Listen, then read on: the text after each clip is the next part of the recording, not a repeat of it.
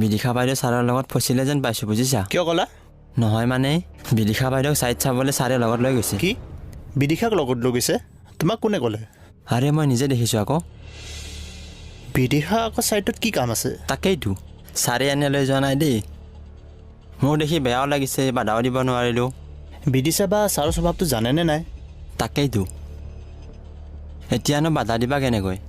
শুনামতে বিদিশা বাইদেউই ছাৰৰ লগত যাবলৈ ইচ্ছা কৰা নাছিল, কিন্তু ছাৰে তেখেতৰ চাকৰিটো পলৱসন্ধিৰ লগত লৈ গৈছে। মই জানো বিদিশাৰ কাৰণে চাকৰিটো বহুত জৰুৰী। সেইকাৰণে হয়তো বাইদেৱে ছাৰৰ কথাত না কৰিব নোৱাৰিলে। আমিনো আৰু কি ক'ম, দেখিও মনে মনে থকাৰ বাহিৰে একো উপায় নাই। মই কিন্তু মনে মনে নাথাকোঁ। বিদিশাৰ প্ৰতি মোৰ সদায় এটা ভাল ভাৱ আছে, আৰু মই জানি বুজি তাইক কেতিয়াও বিপদত পেলাব নোৱাৰোঁ। কিন্তু এইবোৰ কথা কোৱা মানে তোমাৰ চাকৰিটো বিপদ আহিব পাৰে। সেইবুলি কি ছাৰৰ হাতত তাইৰ জীৱনটো ধ্বংস কৰিবলৈ দিবা? নাই নাই বন্ধু, জানি বুজি মই কেতিয়াও এনেকৈ মনে মনে থাকিব নোৱাৰোঁ।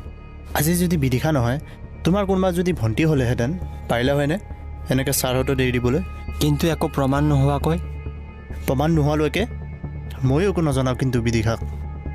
কিন্তু যোনদিনাখন প্ৰমাণ পাম সেইদিনা কিন্তু মই নোকোৱাকৈ নাথাকোঁ দেই।